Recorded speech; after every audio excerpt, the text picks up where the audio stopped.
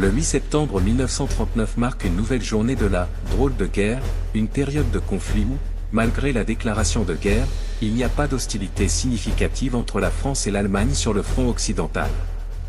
La France, bien que mobilisée et en état d'alerte, se trouve dans une situation paradoxale, engagée dans une guerre sans combat.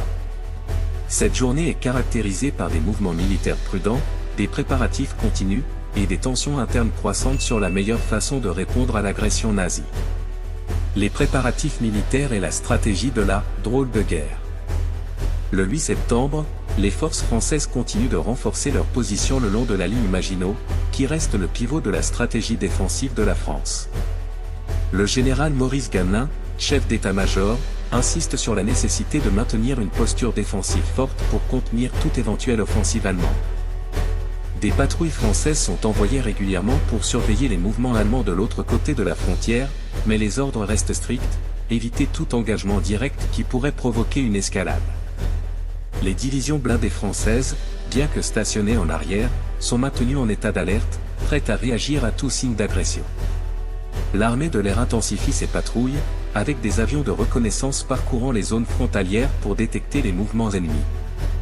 Bien que l'armée française ne dispose pas encore de la supériorité aérienne, ses missions visent à compenser le manque de renseignements sur les intentions allemandes. En coulisses, le commandement militaire discute des possibilités d'opérations plus offensives, mais les opinions sont divisées. Certains officiers, influencés par les échecs perçus de la Première Guerre mondiale, préfèrent éviter toute initiative imprudente. D'autres estiment qu'une attaque préventive pourrait prendre les Allemands au dépourvu et gagner un avantage stratégique. Cependant, aucune décision claire n'est prise, et la prudence prévaut. Vie civile, adaptation et incertitude.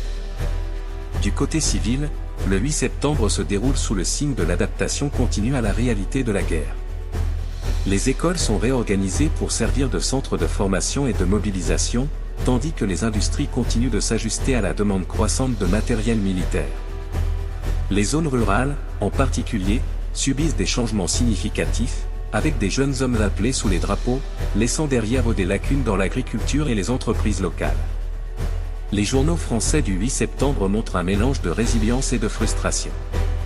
Le Figaro publie un éditorial intitulé « La guerre sans guerre », soulignant la situation étrange dans laquelle la France se trouve. Les auteurs expriment un sentiment d'impatience face à l'inaction apparente mais soulignent également l'importance de la préparation stratégique et de la prudence.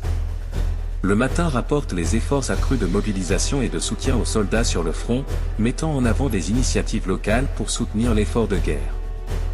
L'Humanité, fidèle à sa ligne critique, continue de dénoncer ce qu'il considère comme l'immobilisme des Alliés, tout en appelant à une résistance plus active contre le fascisme. La Croix, quant à elle, encourage ses lecteurs à rester unis dans la foi et la détermination, exhortant à la prière et à la solidarité nationale.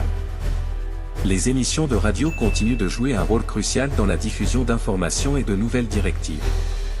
Les stations de radio diffusent des programmes sur les efforts de défense civile, tels que les pratiques de sécurité en cas de raid aérien et les conseils sur la gestion des pénuries potentielles de biens de consommation. Répercussions internationales et évolutions diplomatiques.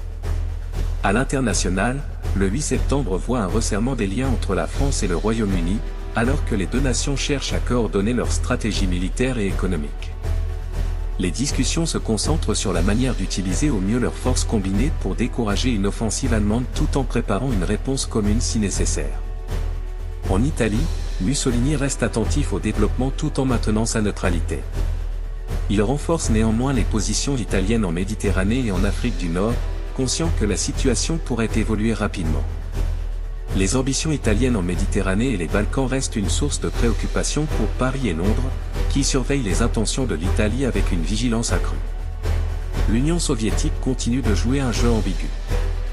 Bien que les soviétiques n'aient pas encore pris de mesures directes, la présence militaire à la frontière orientale de la Pologne reste une source d'inquiétude. Les diplomates français et britanniques tentent de comprendre les intentions de Staline, mais les messages de Moscou restent énigmatiques. L'accord de non-agression signé entre l'Allemagne et l'Union soviétique en août continue de peser lourdement sur les calculs stratégiques des Alliés. Aux États-Unis, l'opinion publique commence à montrer des signes de changement. Bien que la majorité des Américains soutiennent la neutralité, il existe un débat croissant sur la manière dont les États-Unis devraient répondre aux agressions en Europe. Le président Roosevelt, tout en restant officiellement neutre, cherche des moyens de fournir un soutien matériel aux Alliés sans violer les lois de neutralité en vigueur. Les discussions sur l'extension de la politique de « cash and carry » se poursuivent, alors que les responsables américains évaluent les implications à long terme d'un soutien accru aux démocraties européennes. Tensions politiques en France. Sur le plan politique, le 8 septembre voit une intensification des débats internes au sein du gouvernement Daladier. Les ministres discutent de la meilleure façon de poursuivre la guerre, avec un sentiment croissant d'urgence face à l'absence d'action décisive sur le front occidental. Daladier, bien que personnellement en faveur d'une approche prudente, commence à sentir la pression croissante pour adopter une posture plus agressive. Les divisions au sein du gouvernement deviennent plus apparentes, alors que certains membres appellent à une stratégie plus proactive, craignant que l'immobilisme ne démoralise la population et n'encourage les forces allemandes. D'autres, cependant, soutiennent fermement la stratégie actuelle, insistant sur le fait que la France doit éviter de répéter les erreurs de la Première Guerre mondiale et ne pas s'engager dans des offensives prématurées. Le débat s'étend également au Parlement, où les députés de différents partis expriment leurs préoccupations et leurs critiques face à la gestion de la guerre par le gouvernement. Les appels à la solidarité nationale sont fréquents, mais il est clair que des fissures commencent à apparaître, tant au sein du gouvernement que dans l'opinion publique. Conclusion. Le 8 septembre 1939 est marqué par une attente continue et une préparation intense, alors que la France reste engagée dans une « drôle de guerre » sans hostilité majeure. Bien que les tensions internes et les pressions internationales augmentent, le pays continue de se préparer à un conflit prolongé, cherchant à maintenir l'unité et à renforcer ses défenses.